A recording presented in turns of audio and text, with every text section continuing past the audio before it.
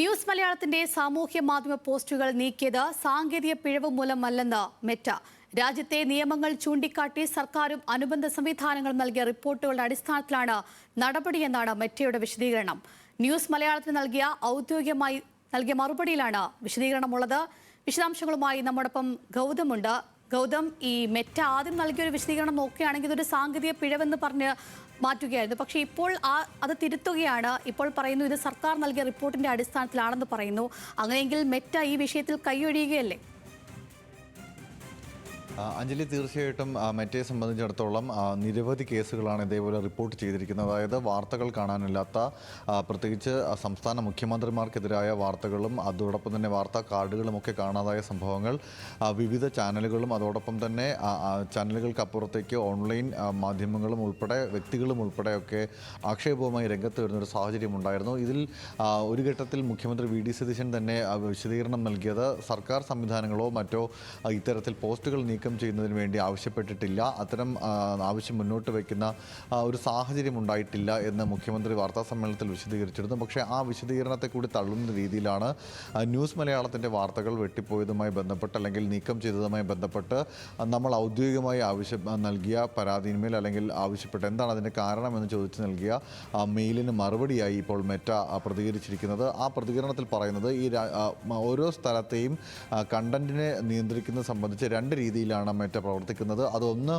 മെറ്റയുടെ തന്നെ സ്വന്തം content policy ഉണ്ട്. ഒരു കണ്ടന്റുമായി ബന്ധപ്പെട്ട് പങ്കുവയ്ക്കപ്പെടുന്ന, ഷെയർ ചെയ്യപ്പെടുന്ന മെറ്റയുടെ പ്ലാറ്റ്ഫോമുകളിൽ ഷെയർ ചെയ്യപ്പെടുന്ന കണ്ടന്റുമായി ബന്ധപ്പെട്ടുള്ള പോളിസി നിലനിൽക്കുന്നുണ്ട്. ആ പോളിസിയുടെ അടിസ്ഥാനത്തിൽ അത് വയലേറ്റ് ചെയ്യപ്പെടുന്ന സാഹചര്യം വന്നാൽ, അത് ലംഘിക്കപ്പെടുന്ന സാഹചര്യം വന്നു കഴിഞ്ഞാൽ അത് നീക്കം ചെയ്യും. അതുകൂടാതെ പ്രാദേശിക ഭരണകൂടങ്ങൾ മുന്നോട്ട് വയ്ക്കുന്ന നിയമങ്ങളുടെ അടിസ്ഥാനത്തിൽ ആ നിയമം ആവശ്യപ്പെടുന്നതിനനുസരിച്ച് ചില നിയന്ത്രണങ്ങൾ വേണം എന്ന് പറഞ്ഞാൽ ആ രീതിയിലുള്ള നിയന്ത്രണങ്ങളും ഏർപ്പെടുത്താറുണ്ട്.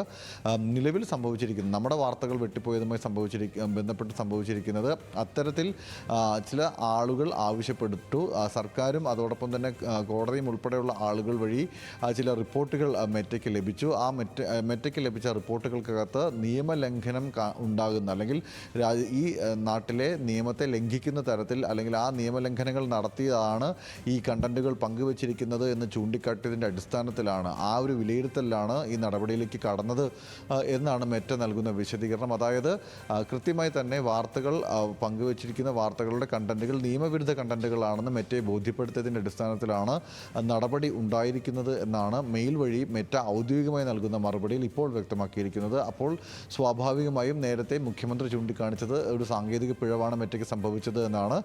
മെറ്റ അത് അംഗീകരിക്കുന്ന രീതിയിൽ പ്രതികരണം നടത്തുകയും ചെയ്തിരുന്നു. പക്ഷേ കുറച്ചുകൂടി ആധികാരികമായി, കുറച്ചുകൂടി കൃത്യമായ വിഷയങ്ങൾ, അതായത് ഓരോരുത്തരുടെയും വിഷയങ്ങൾ പരാതികളായി മെറ്റയ്ക്ക് മുമ്പിലുണ്ട്.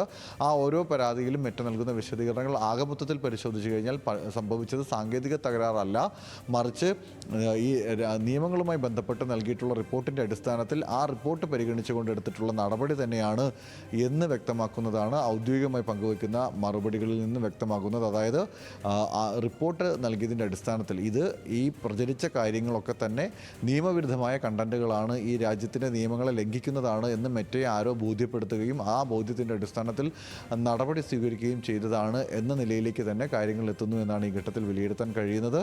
നമുക്ക് നേരത്തെ തന്നെ അറിയാം, ഈ നീറ്റ് പരീക്ഷയുമായി ബന്ധപ്പെട്ട് ഉൾപ്പെടെ രാജ്യത്ത് വിവിധ തരത്തിലുള്ള നിയന്ത്രണങ്ങൾ ഏർപ്പെടുത്താൻ മെറ്റയ്ക്ക് മേൽ സമ്മർദ്ദമുണ്ടായിരുന്നു, കൂടിക്കാഴ്ച നടന്നിരുന്നു. അത്തരത്തിലുള്ള കൂടിക്കാഴ്ചകൾക്ക് ശേഷം രാജ്യത്തെ നിയമങ്ങൾ അത് പാലിക്കപ്പെടുന്ന രീതിയിൽ തന്നെ പ്രവർത്തിക്കുമെന്ന് മറ്റൊരു വിശദീകരണമൊക്കെ നൽകിയിരുന്നു. പല വീഡിയോകളും കാണാതെ പോകുന്ന സാഹചര്യങ്ങളൊക്കെ നിലനിൽക്കുന്നുണ്ട്. ആ ഘട്ടത്തിൽ കൂടിയാണ് മെറ്റ ഈ വിശദീകരണം നൽകുന്നത്. അഞ്ജലി. ശരി ഗൗതം, എന്തായാലും മെറ്റ ഈ വിഷയത്തിൽ ഒരു ഔദ്യോഗിക വിശദീകരണം നൽകുകയായിരുന്നു. ഗൗതമാണ് അതിൻ്റെ വിശദാംശങ്ങൾ പങ്കുവച്ചത്.